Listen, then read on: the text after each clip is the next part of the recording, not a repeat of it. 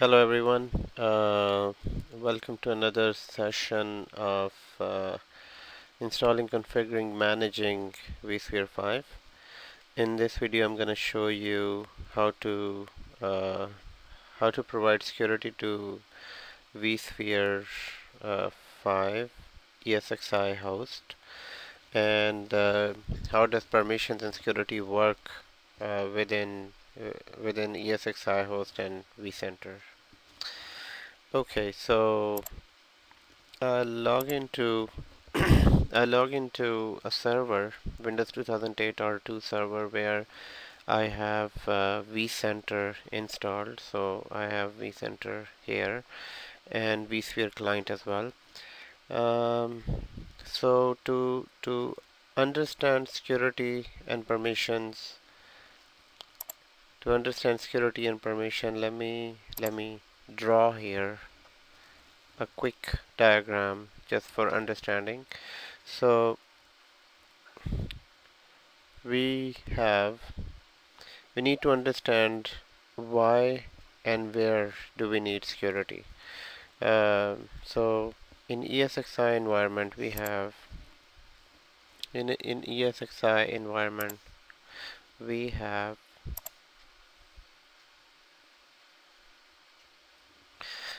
this ESXi host, okay, and a ESXi host, and at the same time we also have something called within ESXi host.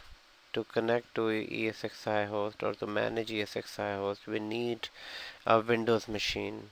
So this would be uh, Windows.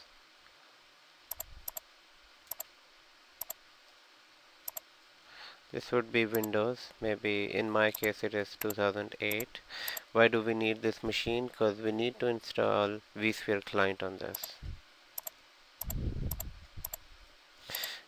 Through vSphere client, we would connect to ESXi host and manage ESXi host. Now we have two types of users involved in this. Number one, in order to manage ESXi host directly from ESXi host, we all know that we use root account.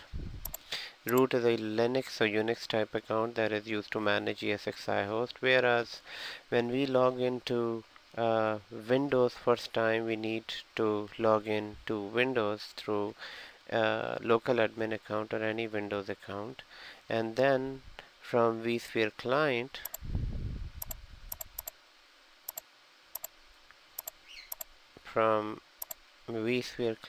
we would once we connect directly to ESXi host, we would need user ID, root account. So because when we connect directly to ESXi host, that's the only account that is available. Now on the other hand, if we are managing ESXi host through a vCenter, then in that case we can use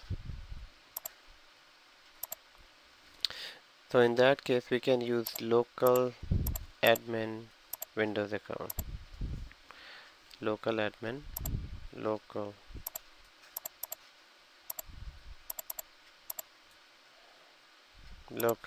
account in order to manage ESXi host. So this would be local admin.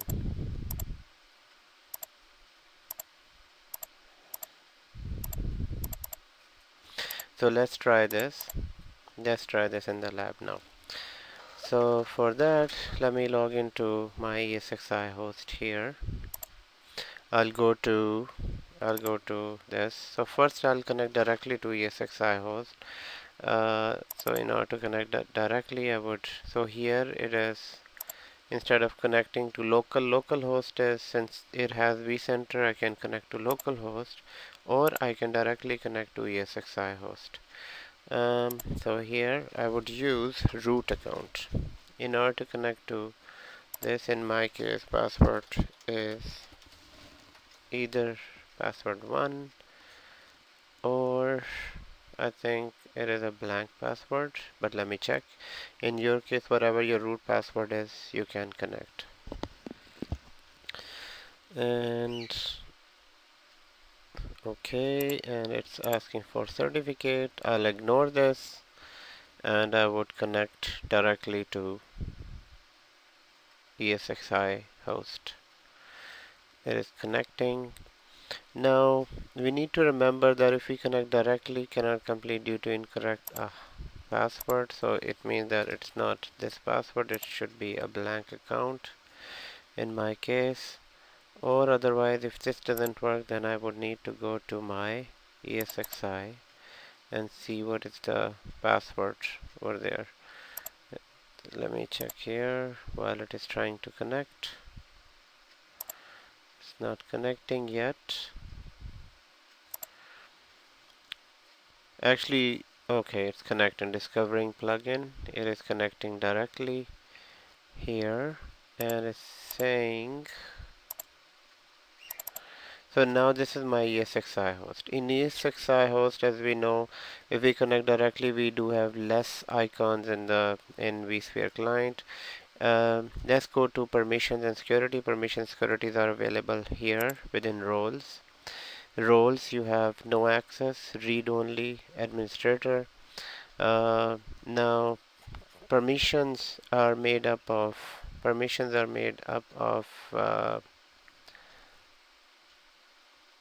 four components. If I go here, let me draw another one.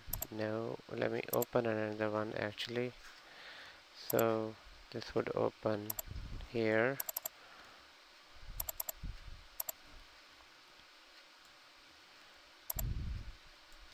So I would go and draw this. So permissions are made up of what? Number one, users.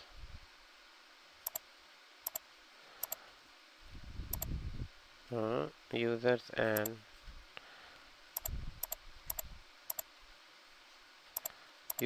group. This is number one.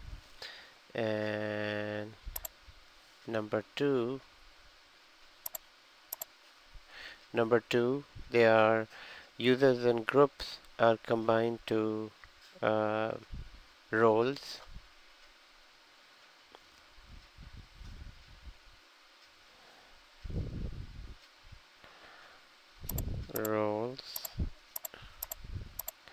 Then roles are given privileges.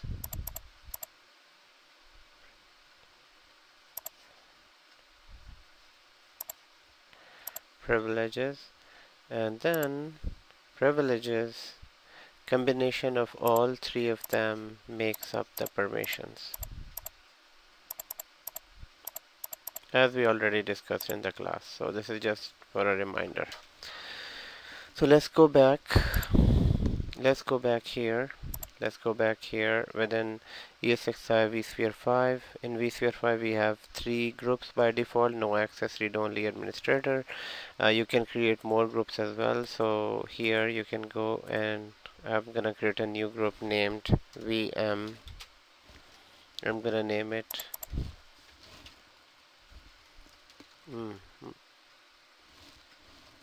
VM.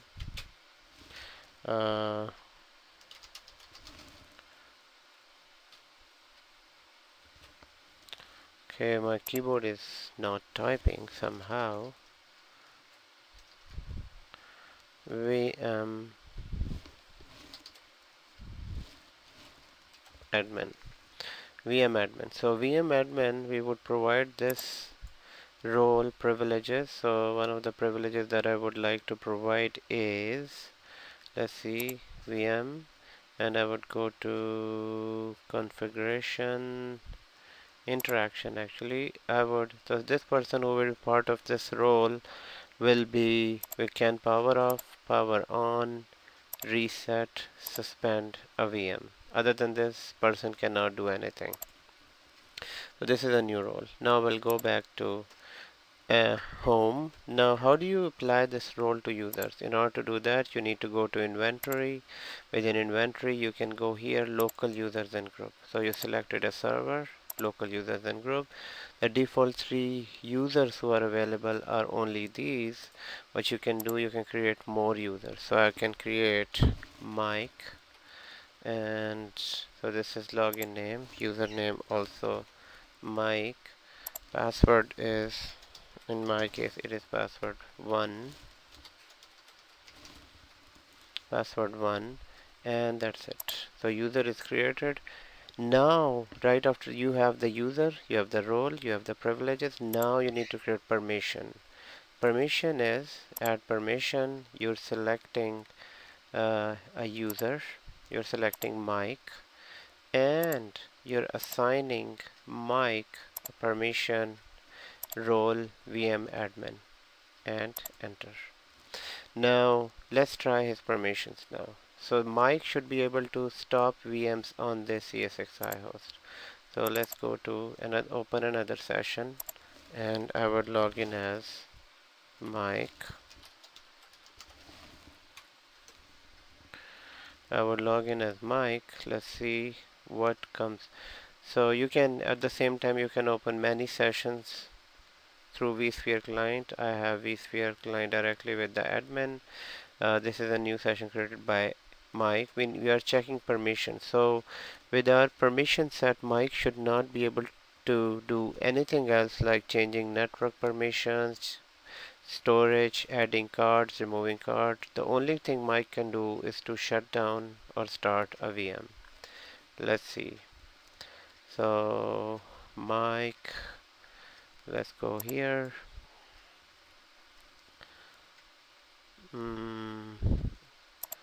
It is here.